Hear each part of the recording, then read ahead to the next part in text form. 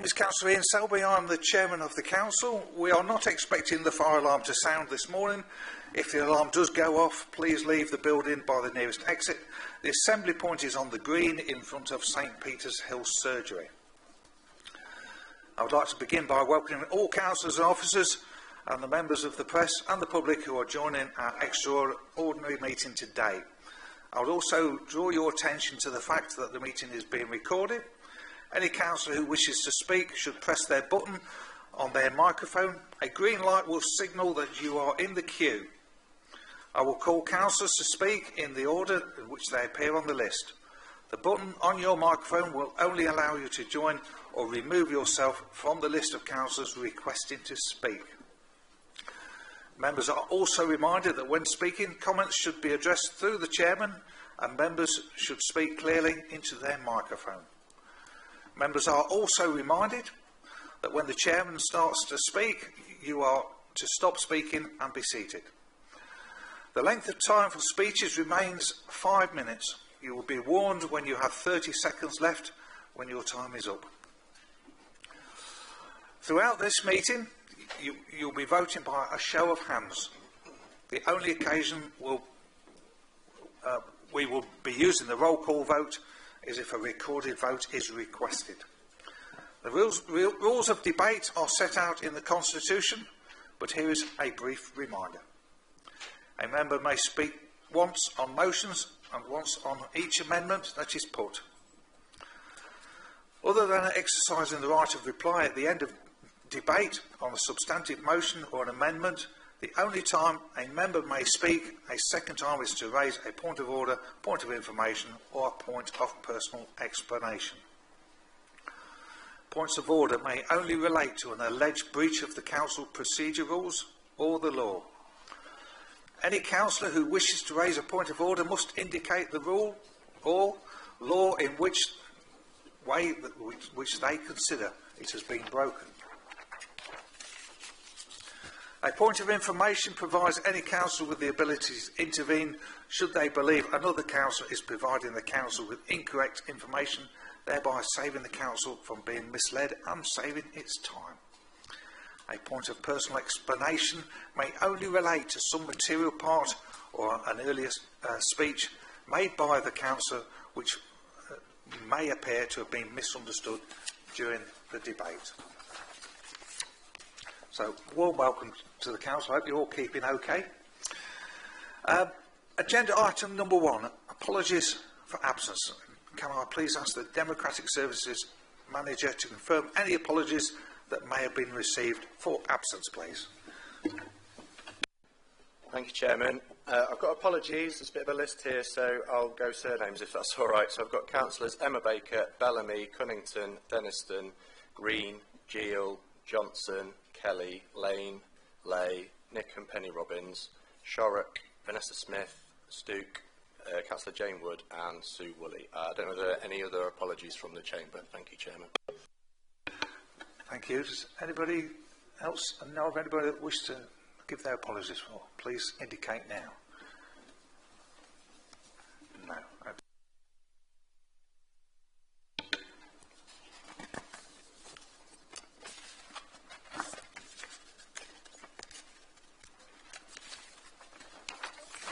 Agenda item number 2, disclosure of interests. Members are reminded that a disclosable pecuniary interest is an interest any member holds where they or their spouse or civil partner is likely to receive a financial benefit or disadvantage because of the decision that is being made. For example, this could be because of their employment or as a dividend that they may have in respect of an affected business. It also covers any land they hold. Members should also consider whether they have any other registrable interests or non-registrable interests that would need declaring at the meeting in accordance with the Council's Code of Conduct. Once you've declared an interest, you should leave the meeting, not speak or vote on the debate. If any member has any interest that they need to disclose, please indicate that now, please. Thank you. If during the debate it becomes clear that you have a disclosable pecuniary interest or any other interest in an item, you can declare it at the relevant point of the meeting.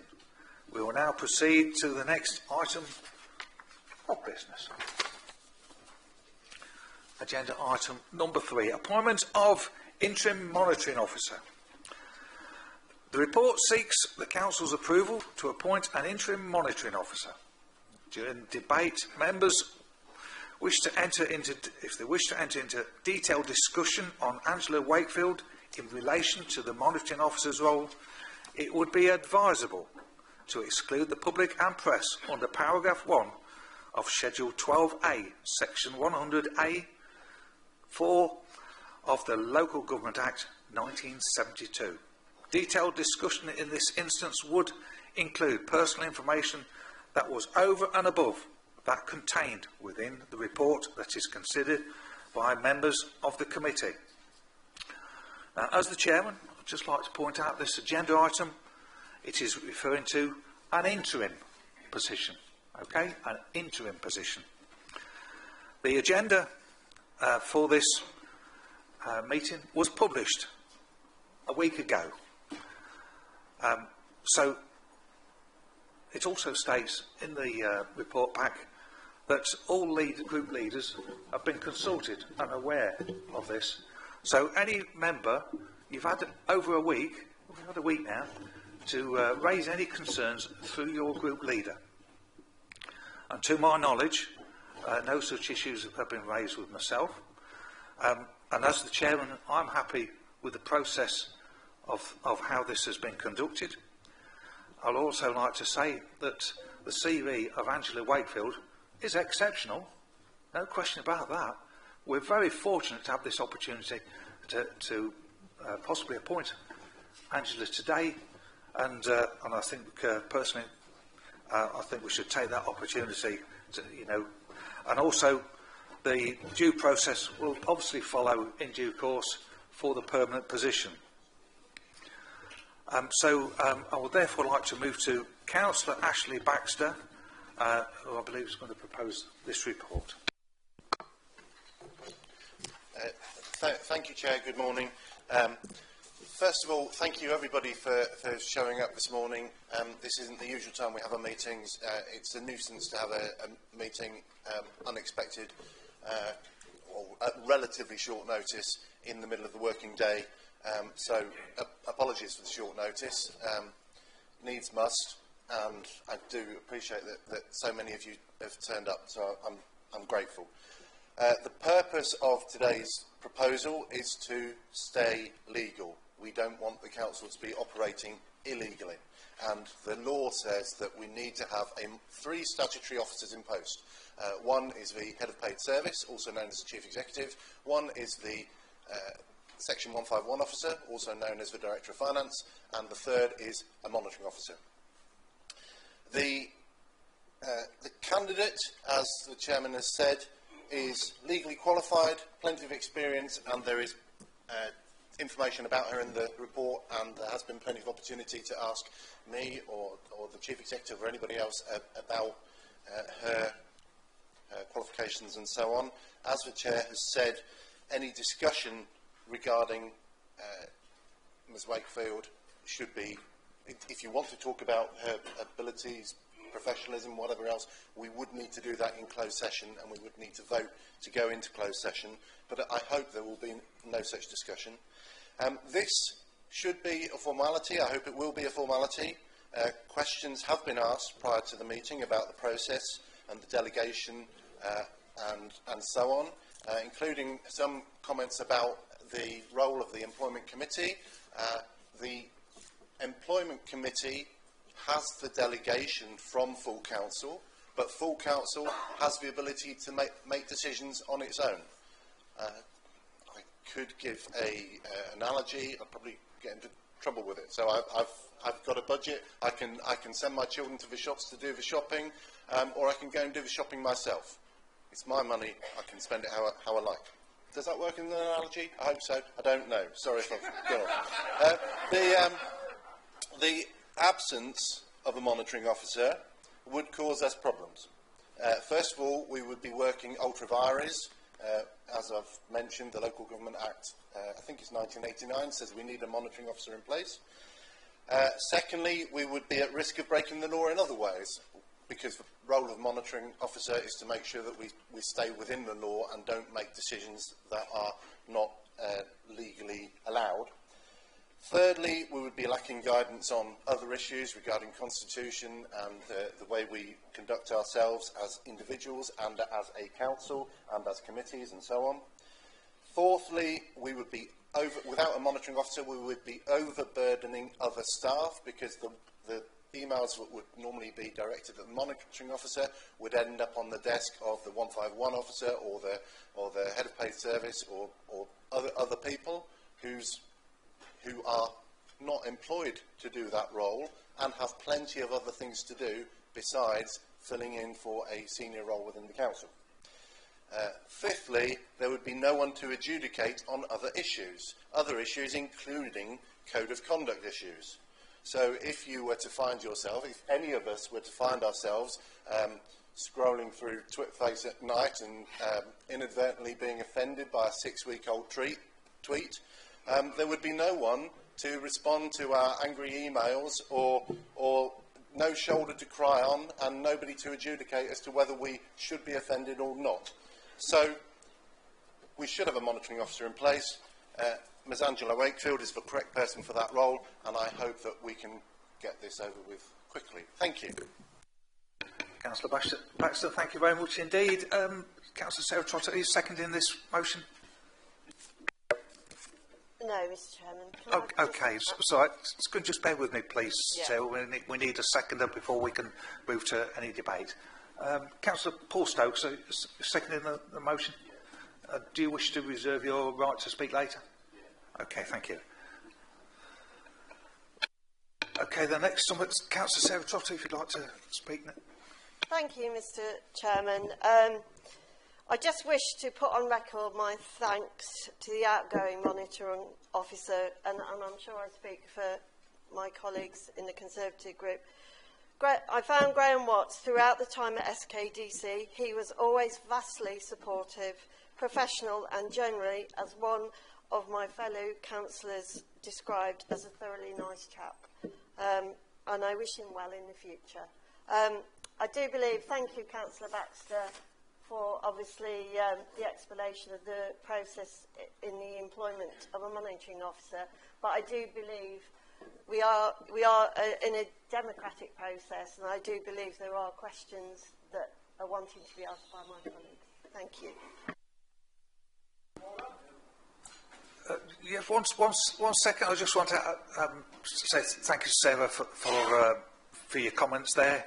I'll add my thanks to that as well. So, got a point of order, Councillor. Can you tell me what rule you feel has been broken, please? I can, Mr Chairman. Yes, apology in advance. I did try and get some of these answers before today, but I just would like some clarity on some constitutional items. So you asked which point I'd like to ask about. It's Part 4, Rules of Procedure, Mandatory Standing Orders, which is page 65 of our Constitution. So, I misheard. What rule is it again? It's Part 4 of the Rules and Procedures, Mandatory Standing Orders. Specifically, it's 5.1 and 5.2.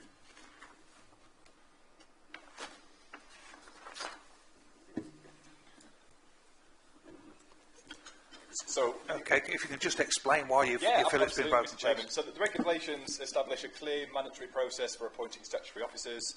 This process applies equally to permanent and interim positions.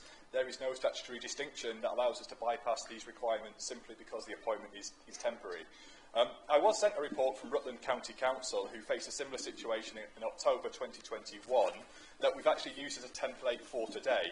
However, immediately after that, in 2022, Rutland subsequently amended their constitution to explicitly provide an exemption for interim statutory officer appointments. So my question is, why would Rutland add this into their constitution if it was already permissible back in 2021? Okay, just bear with me, I'm just going to seek some advice on that.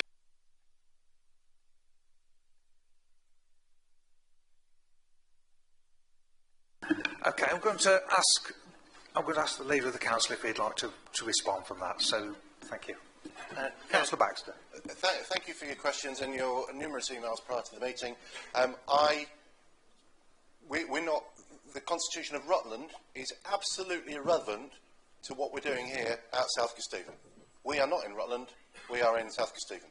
The guiding document is the Constitution of South Kesteven. I haven't got paragraphs Part 4, 5.1, 5.2 in front of me, but I have read the relevant constitutions, and in Part 3 it is clear that the ability to appoint statutory officers rests with full council. And even if Employment Committee or any other committee were to discuss the appointment, it would have to come back here for us to discuss anyway. This is the decision-making body, and we have information in front of us sufficient to make that decision. We do not need the people among us who are on the Employment Committee to go off and have a separate meeting to come back here. If you've got any questions that you would like to have raised at Employment Committee, raise them here. Yes, you can come back. Just to reply back, I'm not asking. Rutland was an example that was provided to me as to why we've ended up doing it the way we've doing it. By the chief executive sent me that document. What I'm questioning here is the Local Authorities Standing Orders Regulation 2001. So I completely agree. Full council can override Employment Committee. I'm not debating that or saying that we can't. What I'm asking is, we have a process which is 5.1 and 5.2, which is the process which is the legislation, not necessarily our constitution. And I'm just asking for clarity to make sure that we've actually abided by the legislation that we have to abide by, in this case. Thank you.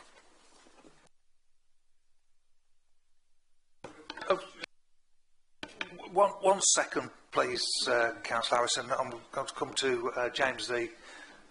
Just like to come in, please. Just to quickly come back on that, I'm not going to advise on legislation. I think I'd be going above my position if I were. I'm not legally qualified, so I'm not going to give you a legal opinion as such. What you've got before you today is a situation where the authority doesn't have a monitoring officer, it doesn't have or won't have a deputy monitoring officer or a monitoring officer. Tomorrow, you will have no one in that statutory position.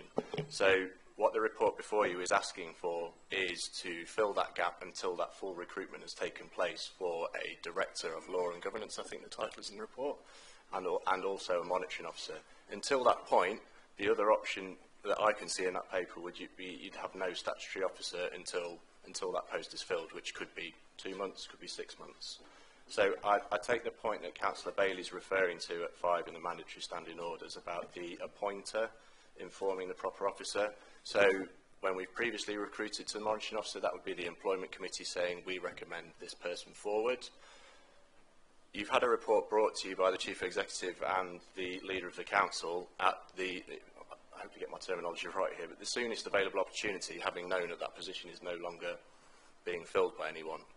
At the minute, if you choose to go with the appointment in the paper, then that would fill that monitoring officer appointment until such time that that post is permanently recruited.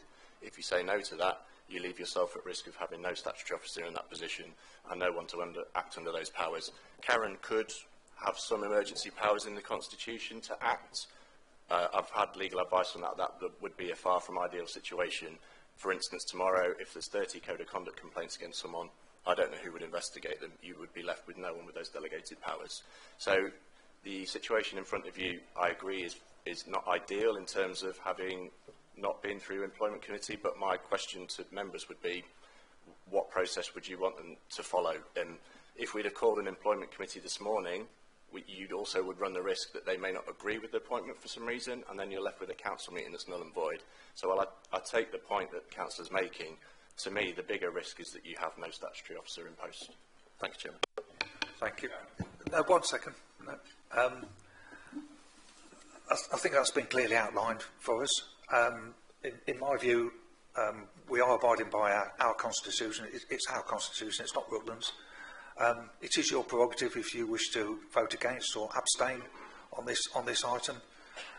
But I would like to move forward on the debate and on the issue at hand of appointing this person. So if we could move forward in a positive manner I think it would be a good move. I've got Councillor Harrison at a point of. Well, okay, as you've got a point of order. Okay, as yours is a point of order, Councillor Harrison. You did indicate to come first. Yeah, so. thank you. Just 1 second. Just explain the. Yeah, so the point of order does come under the regulations that Councillor Bailey just mentioned. And it's interesting that he went straight to point 5 and not to point 4. So the appointment of an officer does normally or has gone through employment committee. It's not a legal requirement. Part 4, section 4.1, page 63 of the Constitution, it states that the function of appointing and dismissing staff and setting the terms and conditions of employment is allocated in statute to council. We have, by grandfather's rights, normally gone to employment committee, but it's not a rule. 4.1b clearly states for assistant directors and above, it may be through an employment committee. 4.1c states that the appointment of a statutory officer is ultimately the responsibility of full council. I'm afraid the decision, whichever way you go, is ultimately down to full council, whether we've had a recommendation from employment or not. The sharing of statutory officers is legal and ultimately down to the agreement of the relevant council leaders. Indeed, Rutland County already share officers with other East Midland councils. So unless we have a valid reason for turning down an eminently qualified officer from county level who will also bring vast legal knowledge, experience and qualifications, I propose that we vote and accept this motion and move swiftly to enabling officers to do their jobs. Yes, thank you, Councillor Harrison. I think that was no, not yet. Sorry, we've got another one before yours. I think that was possibly a point of information, Councillor Harrison. No, but it was also a move to the vote, Chair. Okay, I've got another point of order, then I've got another point of order, and then. My point of order was to move procedural motion 14.20D that the question now be put. Thank you, Mr. Chairman. Okay, that's not exactly a point of order. It's a procedural motion. Yes, but you did say you had a point of order. I believe you.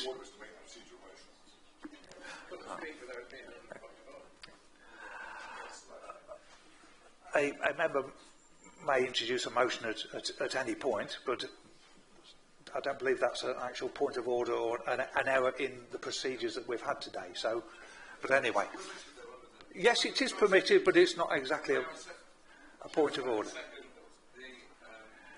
That's just okay, that's noted. However, I've got a point of order over here as well. Yes, we do. Yeah, point of order over here, please. What we've just kind of said there, I have no kind of qualms with what Councillor Harrison or the other councillors have said about kind of employment committee. My question here is specifically, we're talking about 5.1 and 5.2. Are we unlawfully appointing the monitoring officer? It's for me, this is a black and white. We either, because we don't have a monitoring officer as of tomorrow, but if we unlawfully appoint one, we'll actually be in a worse position than not having one at all. And I just want a legal clarification as to have we followed 5.1 and 5.2. This is mandatory standing orders. It's not necessarily something that we can ignore. Thank you. Okay, thank you. Thank you for your comments. The Chief Exec is going to respond. Thank you, Chairman. As Council know, I'm not the monitoring officer. I'm not the legally qualified person here today. I have been in regular conversations and emails with Councillor Bailey this week. Councillor Bailey did ask me for a copy of a report where a decision has been taken directly by a council. That is why I shared the report of Rutland County Council. No other reason. That's what I was asked to do, and that's what he asked me to do, and that's what I shared with him. As for legally qualified, I'm sure you'll get your own legal opinion on that one, Councillor Bailey. It's not for us here to give you that legal advice, but to advise of the council, I have taken legal advice, and James has taken legal advice on what we put before you today. There is a small risk that it should have gone to employment committee, but the legal advice is, due to the severity of the situation and the risk to this council in not having a statutory officer, it is reasonable and sensible to come to a full council meeting to make that decision, because all pathways, has been said, comes to council. So that is the legal advice that we've been given by Lincolnshire Legal Services and one other. We have not got a legal officer, we have not got a monitoring officer, and as of today we will not have a deputy monitoring officer. So I have nothing further to say, Chairman. Thank you very much. I think that's made it clear as well. I've got 3 speakers on my list here. I've noticed the motion. I've noticed the motion to go to the vote. However, the chairman's prerogative is: do I feel that it's been adequately debated? And I've got 3 speakers on here. And no, I don't think members have had an opportunity to speak on this. So I'm going to take those first. However, one is our Councillor Ashley Baxter. Ashley, you've spoken once. You will have the opportunity to sum up. Okay. So I've got 2 speakers there. Therefore, Councillor Max Sawyer next, please. Thank you, Chairman. Just for clarity, I think it's been dealt with, but if not, I'd like to support the proposal that we move immediately to a vote on both recommendations. Okay, thank you very much for that. One more speaker, Councillor Harris Bisnorsing, please. Well, Mr. Chairman, simple thing, let the question be put. Most helpful, thank you. I've got Councillor Helen Crawford's just come in. I'm going to give you the opportunity, Helen. Thank you, Chairman. Interim, I've got no problem with supporting this at all. I just want to make that clear. But interim, for me, is as how long is the piece of string. I wonder if we should have, if we haven't found a permanent person for the position in 6 months' time, it should be brought back to the council. And I'm just wondering how people feel about that, if that would be a sensible thing. Okay, thank you for that, Helen. Chief Exec's just going to come in here. Thank you, Chairman. Thank you, Councillor Crawford. The job descriptions and job specifications have been reviewed by myself and the team. We've gone to recruitment consultants already. We have quotes in from the recruitment consultants.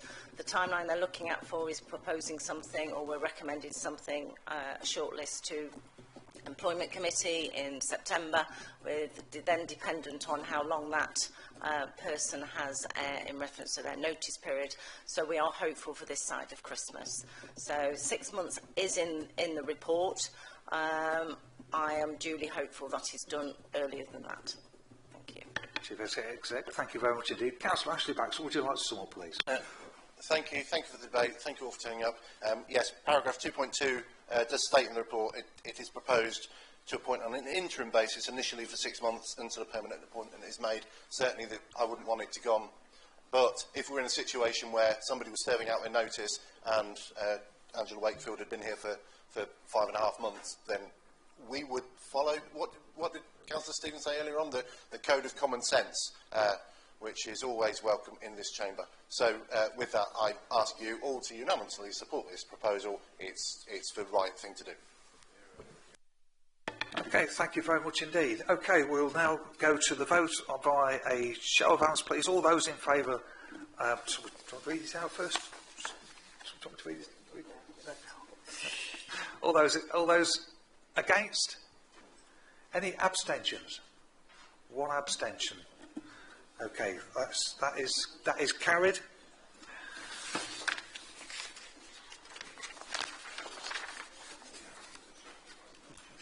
Thank you all very much indeed for your attendance today. That concludes the business for today's meeting, and I'd like to thank our members and the officers for their cooperation.